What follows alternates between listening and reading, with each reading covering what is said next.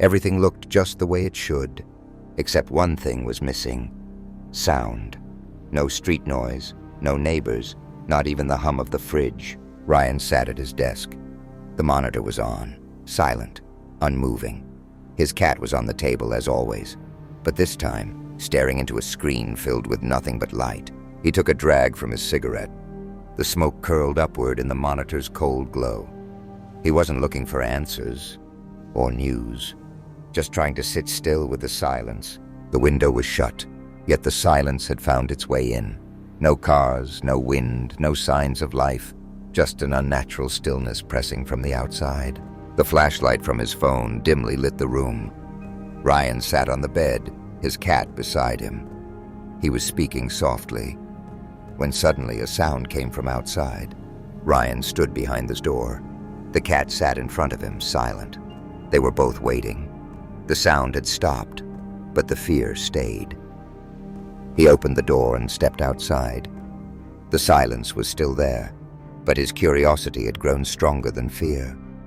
The hallway was dark, but the sound had come from there. Everything was quiet, but it showed on his face. Something wasn't right. The silence didn't feel normal. Ryan felt like something somewhere was watching him. He stood at the top of the stairs. It was dark below, silent, like something was waiting in the shadows. He didn't move forward or back, just stared, until he heard the soft sound of his cat's claws. It was coming up playfully behind him. He paused for a moment. The stairs lay ahead, dark, still. He didn't want to go, but staying felt worse. The fear didn't fade with each step, but there was no turning back now. He knew he had to keep moving, even without knowing what waited below. A faint sound came from below.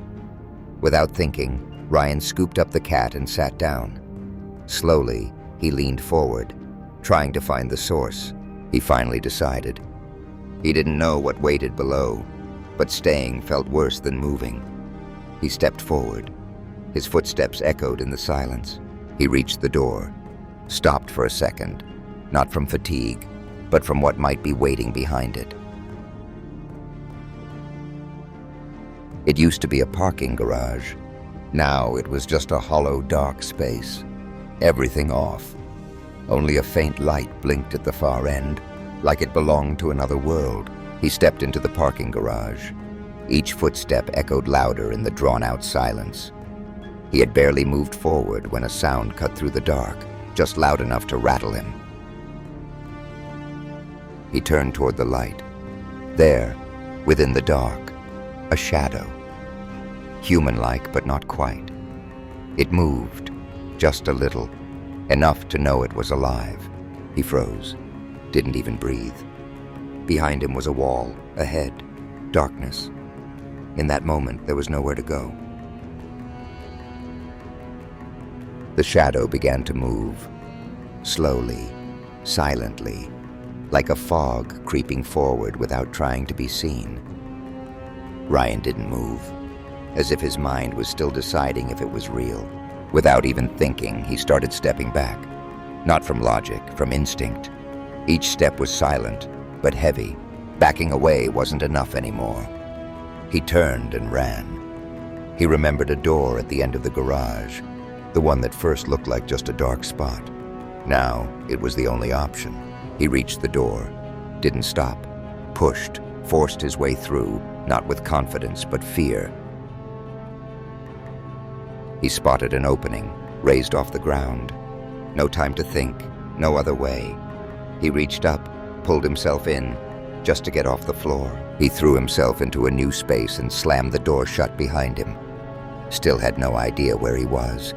Breathing hard, eyes scanning, looking for a clue, a sign. He realized his cat wasn't there. It had run off while he was escaping.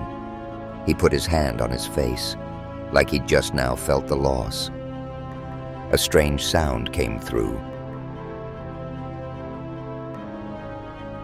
Not clear, not loud, like something was playing from somewhere. Ryan lifted his head. His eyes searched for where it came from. He stood up. The sound was still there, faint and broken. He moved through dusty old gear, searching for something he couldn't name, only hear. Inside a broken box, he spotted an old device, a walkie-talkie, rusted but still on. That strange sound was coming from it. The walkie-talkie was in his hand.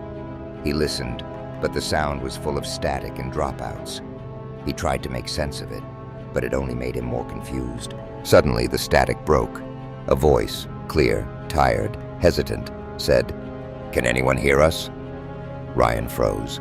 He just listened. The walkie-talkie slipped from his hand, and he dropped to the floor. Not by choice, out of fear. He reached toward it, but his mind was still chasing the voice. He picked up the walkie-talkie and raised it to his ear. He didn't know if the voice was still there. Just listened, still, with breath still heavy.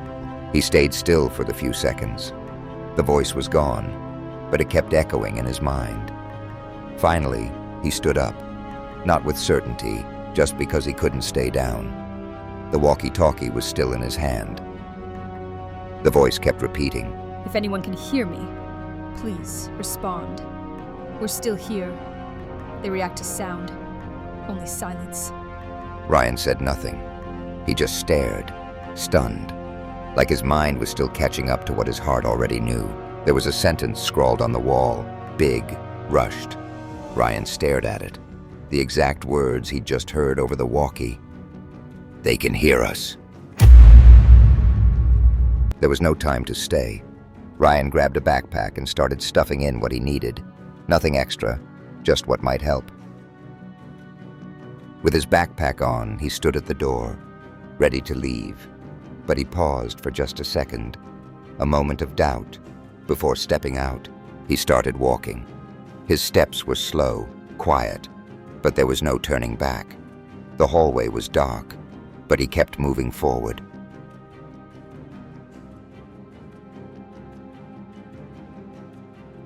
He stood in the dark, right at the door, just for a few seconds.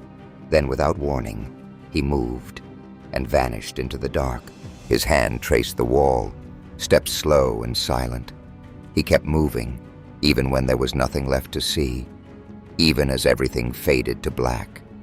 The voice came through again, same static, same tired tone. "If anyone can hear me, please respond. We're still here. They react to sound, only silence." The voice went silent, and the silence returned. Ryan opened the door. Darkness stepped in, uninvited. It was a place he didn't recognize. The walls were silent, the air cold. His footsteps echoed, but he still had no idea where he'd ended up. For a moment, the space pressed down on him. The fear returned, deeper this time. The silence around him crept into his breath, and his eyes filled with something he couldn't hold back. The fear was rising, but this time, he didn't flinch. He took a breath, steadier. He'd made his choice. He walked on, and the darkness stepped back.